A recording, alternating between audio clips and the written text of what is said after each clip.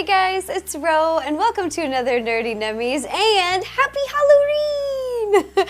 Halloween is one of my favorite holidays, so I decided to do something very special. We're going to be making candy apples because it's perfect for October and the fall, and we are going to make them look like Spider-Man because that's kind of creepy spiders for Halloween. So let's get started. The things you will need will be 2 cups of regular white sugar, half a cup of, got some sugar on my finger, half a cup of light corn syrup, 3/4 cup of water, 3 apples, I'm using Granny Smith, 1 teaspoon of red food coloring dye, a bunch of these wood skewers, but they kind of look like wooden stakes that you'd stake a vampire with. That's okay.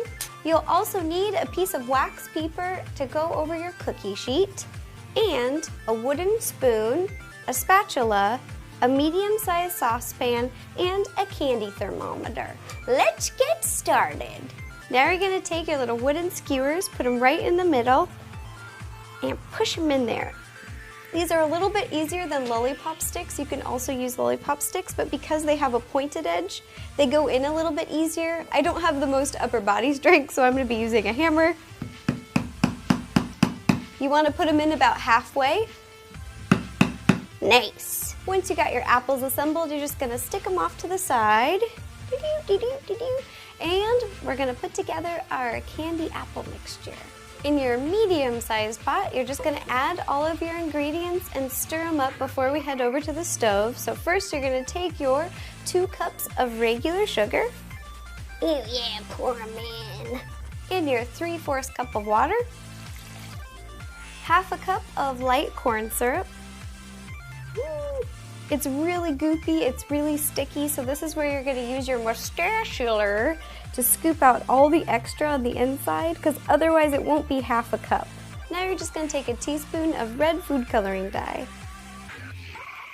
Now you're going to take your wooden spoon and mix it all together until everything's consistent. I feel like this is a witch's brew. Boil in trouble. I just put the pot on the stove. You're gonna turn your burner onto a medium heat. I like to put it on a 5.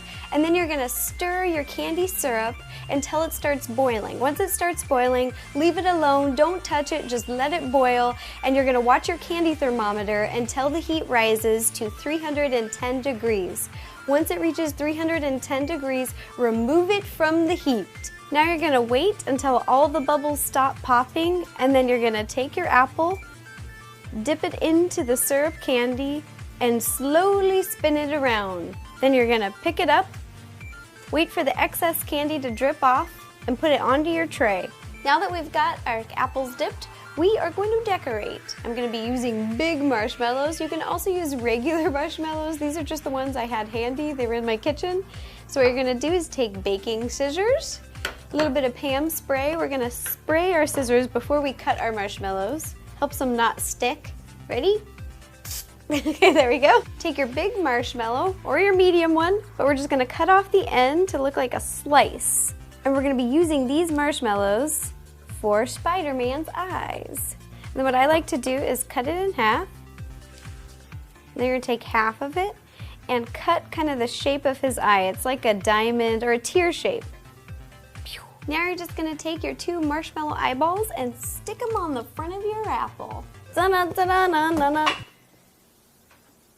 that you've got all the little marshmallow eyeballs on our little Spider-Man candy apples, you're gonna take black icing, and I've got a number 3 tip here at the top, and we're just gonna draw the design of the web of the Spider-Man mask. And then I'm gonna take a number 5 tip later on to outline his eyes. Ta-da! Here are our Spider-Man candy apples. They turned out so cute. Thanks for suggesting something Spider-Man. And Halloween is in a few days, so have a happy Halloween. And try not to get bit by any radioactive spiders. Or any spiders of any kind. Yeah. Okay, if you have any other suggestions for any of the Nerdy Nummies, please let me know.